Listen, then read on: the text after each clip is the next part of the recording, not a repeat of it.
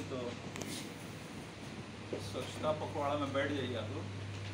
स्वच्छता पखवाड़ा में आज शपथ भी लेना है आप लोग को, है ना। और पखवाड़ा कब से कब शुरू हो रहा है आपका? इसमें क्या क्या करने का विचार है बताइए लोगों को। हाँ,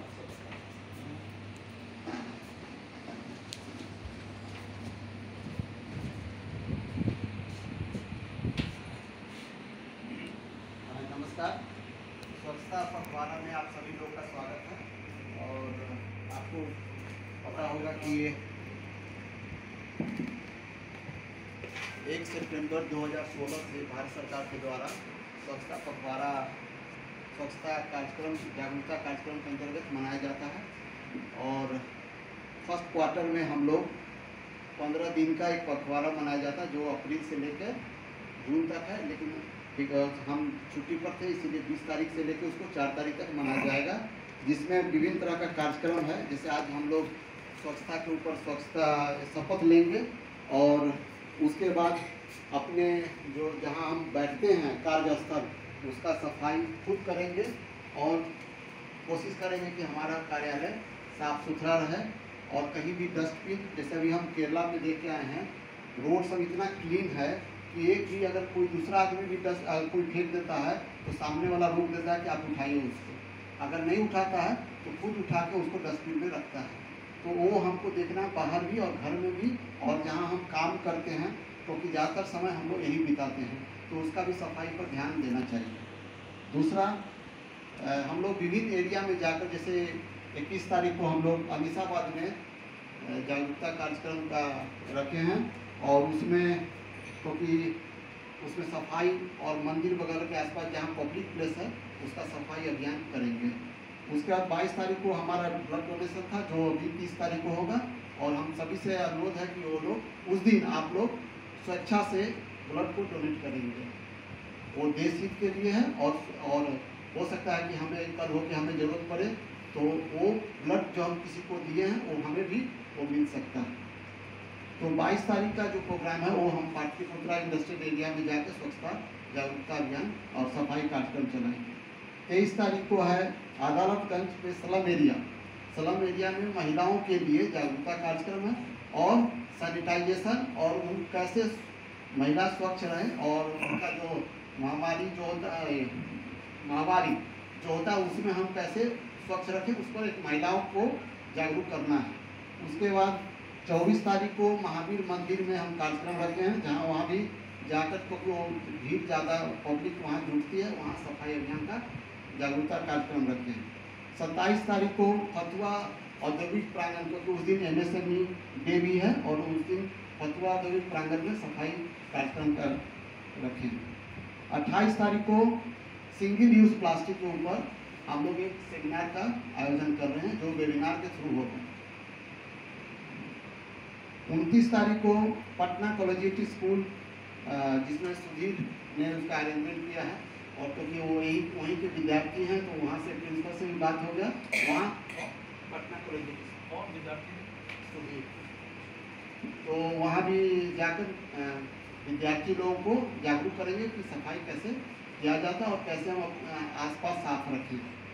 उसके बाद 30 तारीख को पाटलिपुत्रा औद्योगिक प्रांगण में, नहीं वो तो हो गया 22 तारीख को, 30 तारीख को हम ब्लड डोनेशन TRTC और हमारे जो स्टाफ हैं, अधिकारी और कर्मचारी, सभी लोग ब्लड डोनेट करेंगे। 2 दिन ब्लड डोनेशन, एक दिन 22 तारीख वाला 30 को हो गया, 30 तारीख वाला 22 तारीख को। 1 तारीख को पटना वुमेन्स कॉलेज में कॉलेज के में जाकर वहाँ सफाई कार्यक्रम का आयोजन किया गया। और 4 तारीख को इस जो पखवाड़ा मनाया गया उसका समीक्षा बैठक होगी, और उसके बाद उसका समापन समारोह होगा। तो अब हम निदेशक महोदय से निवेदन है कि सर शपथ लेंगे। हाँ, तो अभी हम लोगों ने सुना मिस्टर आजाद को, जो कि पूरे पखवाड़ा का आपको विस्तृत जानकारी दे रहे थे। ये जानकारियाँ बहुत महत्वपूर्ण है, और साथ साथ उसके साथ उस पर कार्रवाई भी उससे ज़्यादा महत्वपूर्ण हो जाती है। और आप देखते हैं कि माननीय प्रधानमंत्री या मुख्यमंत्री या फिर और भी हाई डिग्निटरी सफाई के प्रति बहुत संवेदनशील हैं। और अगर हम अपने या अपने आसपास सफाई को रखते हैं तो न सिर्फ उससे समाज की भलाई होती है बल्कि आपकी खुद की भी भलाई होती है। आप स्वच्छ वातावरण में रहते हैं तो आपका मानसिक रूप से आप ज़्यादा सबल होते हैं, शारीरिक रूप से आप किसी भी रोग से ग्रसित नहीं होते हैं। तो ये जो इमीडिएट आपको फायदा मिलता है अगर आप खुद के परिवेश को साफ रखते हैं और अगल बगल के परिवेश को साफ रखते हैं, और अन्य बंदा जो आपके आसपास रहता है उसको भी देखने में अच्छा लगता है, वो भी आपके एक्टिविटीज से प्रभावित होता है और प्रभावित होने के बाद वो भी वही काम करना चाहता है जो आप करते हैं। तो इसलिए शुरुआत अपने से ही होनी चाहिए कि हम कैसे साफ रखें, हम कैसे किसी रोग से लड़ने की जरूरत न पड़े, हम कैसे हमेशा स्वस्थ रहें, क्योंकि आजकल कोई भी बीमारी बहुत तेजी से पकड़ लेती है लोगों को। ये बात आप मान के चलिए। शरीर की संरचना में धीरे धीरे हम लोगों की कमी आ गई है। हमारा जो पॉजिटिविटी रेट है शरीर का वो घट गया है बहुत कारणों से। तो उसको भी संवेदनशीलता के साथ देखते हुए अगर आप शार्प रहेंगे तो कम बीमार पड़ेंगे।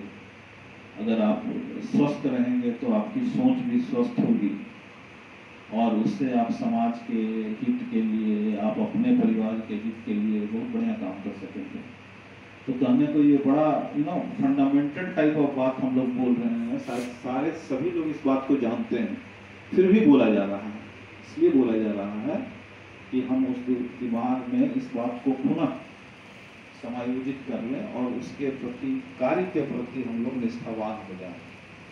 तो अब मैं चाहता हूं कि हम लोग शपथ लें, है ना। शपथ लेने के बाद फिर आगे की कार्रवाई करेंगे। तो ये स्वच्छता शपथ है जिसमें मैं शपथ लेता हूं कि मैं स्वयं स्वच्छता के प्रति सजग रहूंगा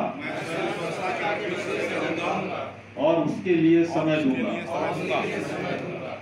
हर वर्ष 100 घंटे यानी 2 सप्ताह 2 घंटे श्रमदान करके स्वच्छता के इस संकल्प को चरितार्थ करूंगा। मैं न गंदगी करूंगा और न किसी को करने दूंगा। सबसे पहले मैं स्वयं से,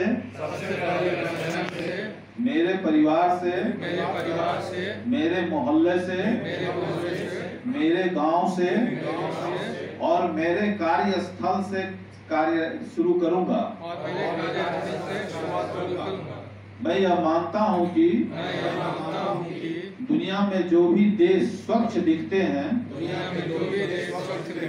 उसका कारण यह है कि वहाँ के नागरिक गंदगी नहीं करते, न ही होने देते हैं। इस विचार के साथ मैं गांव-गांव और गली-गली स्वच्छ भारत मिशन का प्रचार करूंगा। मैं आज जो शपथ ले रहा हूँ वह अन्य 100 व्यक्तियों से भी करवाऊंगा ताकि वो भी मेरी तरह सफाई के लिए 100 घंटे प्रयास करें। मुझे मालूम है कि सफाई की तरफ बढ़ाया गया एक कदम पूरे भारत को